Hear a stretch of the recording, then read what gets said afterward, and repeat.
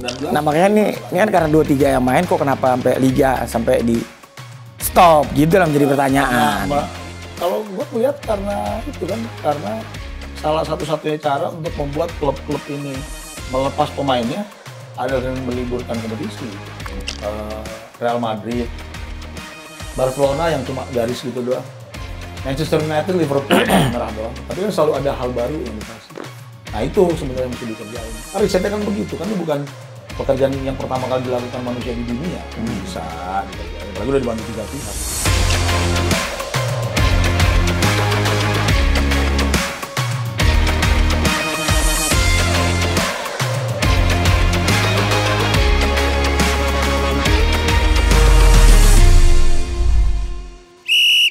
Salam One Corner, jumpa lagi bersama gue Faisal Kreb dan rekan gue Andi Yusuf Baktiar. Apa kabar? Baik. Ya, kita berduaan karena lagi Lebaran soalnya nih, orang-orang pada libur. Kita udah ngundang hampir semua nama-nama terkenal kan sebenarnya, tapi semua pada semangat Lebaran. Iya, itu dia makanya. Coach aja mau bukber katanya. Ini jam-jam dekat mau bukber soalnya kita bikin. Makanya karena ini juga kita harusnya libur, cuman karena ada gairah podcast kita selalu gede. Iya. Ada yang seksi dia yang harus dibahas, makanya akhirnya kita apalagi timnas U23 mau main. Mau main 15 ini kan udah tanding. Terus ada hal yang paling seru tuh sekarang, bukan paling seru ya, menarik ya. Hari Minggu Liga, hari Minggu lalu tuh tanggal berapa tuh? Tanggal 30 atau 31 Maret Liga di stop. Kita tuh 4 hari kemudian tanggal 4 April. Kamis kemarin mulai lagi 3 mulai lagi. Itu keputusan yang agak aneh sebenarnya. Nah iya makanya itu juga kan jadi pertanyaan bahwasanya kok kenapa cuman hanya kelompok umur timnas liga akhirnya di stop kan gitu ya, maksudnya pro kontra lah kemarin itu. Kalau soalnya tuntutan publik kan gede, publik kita kan sangat luar biasa tuh kalau udah urusan ngomongin timnas. Bahkan yang namanya timnas itu sebenarnya kan cuma satu, yang senior lah. Iya. Kalau kita kan timnas tuh U16 timnas, U14 kayak timnas, 17 timnas lagi, 19. Nah makanya ini kan karena 2-3 yang main kok kenapa sampai liga sampai di stop gitu lah menjadi pertanyaan. Kalau gue ngeliat karena itu kan karena salah satu-satunya cara untuk membuat klub-klub ini melepas pemainnya adalah dengan meliburkan kompetisi. Kan klub-klub banyak yang nggak mau. Persija paling nggak mau tuh, ada 5 soalnya pemainnya diambil. Cuman akhirnya klub merasa rugi juga kan. Iya, secara finansial sih harusnya klub rugi ya. Ini gambaran lah misalnya. Gue kebetulan lagi ada di Jogja itu. Itu ada Rans lah misalnya. Rans udah book hotel pasti kan, udah book hotel, latihan, bla bla bla sampai hari Rabu. Nah, tiba-tiba hari Minggu pas Sabtu tuh dihentikan. Artinya kan ada spend 4 hari yang nggak kepake. Iya, itu baru satu. Belum yang lain-lainnya. Katakan kalau satu tim rugi, spend udah harusnya 300 juta yang terkontrol, dikali aja jumlah semua klub. Jadi kan sebetulnya kan ada hal-hal kayak begitu yang berasa ya. Belum lagi nih, untungnya liga kita kan lumayan gak jelas. Jadinya kalau nggak ada sistem, misalnya nih tiket terusan, bayang dong pemilik tiket terusan Persija gitu. Atau pertandingannya bubar, yang ganti siapa? Nanti klub kan pasti, ya kan kerugiannya kan kayak gitu. Makanya sebenarnya kita bersyukur aja sih liga kita nggak pro amat gitu. Pertandingan bisa tanpa penonton gitu kan. Jadinya nggak ada tanggung jawab ke konsumen. Kalau ada tanggung jawab ke konsumen lebih rumit lagi nih. Repot. Klubnya iya. Nah tapi yang menarik nih, kenapa tiba-tiba tanggal 15 mulai lagi? Matchday 1 loh tanggal 15. Iya. Terus kemarin wakil PSSI Pak Zainuddin kan bilang, kalau tidak dihentikan hari itu cuma 9 pemain yang akan berangkat. Jadi seolah-olah gitu dihentikan, dikirim semua atau jalan lagi. Jadi kayak ketipu dia kayak gitu, cilup banget. Nah kayak gitu. Ya, menurut lu kenapa tanggal 15 terus jalan lagi? Ya kalau menurut gue mungkin terkait sponsor kali ya, karena kan Champions Series Liga paling nggak harus kelar tuh akhir Mei lah. Iya, karena tanggal 6 udah Juni udah main lawan Irak gitu. Sementara liga barunya idealnya berlangsung tuh Agustus kalau. Iya, Agustus akhir paling. Iya. Ya liga emang harus cepat-cepat selesai. Kalau nggak salah banyak klub yang terutama pemain asing sih, kontraknya habis di April ini. Kalau tim-tim yang 4 besar yang akan maju ke Champions mungkin siap tuh untuk punya lebih panjang lagi. Secara umum kalau nggak salah habis April. April? Nah, iya, habis April. Terus kekuatan tim turun. Ini kayak siapa? Raja Nenggolan, ya walaupun nggak tahu timnya kan masih ada di situ atau enggak ya, apa degradasi atau enggak. Tapi kan kontraknya sampai kapan nih? Nah, kan kayak gitu kan. Iya. Yang harusnya dilihat juga ya. Benar. Jadi menurut lu PSSI meminta menghentikan liga, kan ada PT LIB. Nggak, apakah PSSI take over apa yang harusnya dilakukan PT Liga atau PT Liganya? Pasti mereka kan udah ada koordinasi lah pasti itu. Harusnya kan. Makanya gue juga bingung tuh bisa sampai kayak PT begitu. PT LIB kan Ferry Paulus kan bilang kalau melalui rapat ESCO kan itu ya. Iya, rapat ESCO memutuskan kan. Iya. Dan suratnya dikasih ke PT Liga dan langsung berhenti, langsung shutdown gitu aja. Iya. Ini nggak pertama kali loh ini terjadi nih. Udah beberapa kali sebelumnya juga pernah kan. Katanya berhenti aja. Ya, agak ciluk banget. Nah kan aneh nih, tanggal 15, bukan aneh sih, ya mungkin karena sponsor tadi. 15 April tuh match day 1-nya U23, habis itu 18, habis itu 21. Waktu itu katanya, andaikan kita tidak lolos babak 2, tanggal 25 atau 27 gitu, mulai lagi.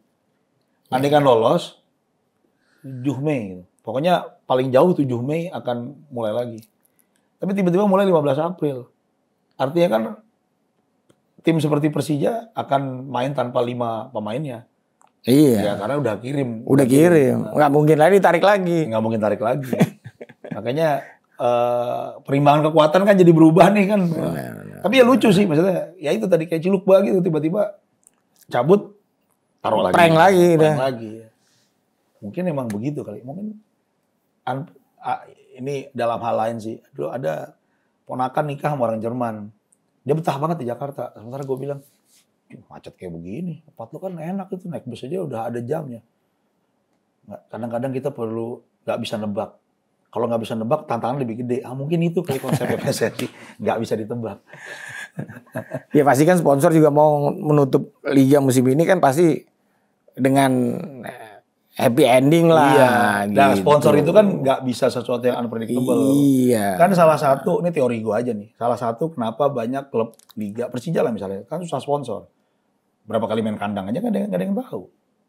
Nah, lebih penting lagi kandangnya di mana nggak ada yang jelas. Iya. Karena mainnya kemana-mana. Ya kan itu faktor yang harusnya dipikirkan juga dari awal. Benar. Tapi besok 15, iya ini agak kurang fit. Itu 15 besok kan main tuh lawan tuan rumah. Qatar. Iya, Qatar. Gimana coba?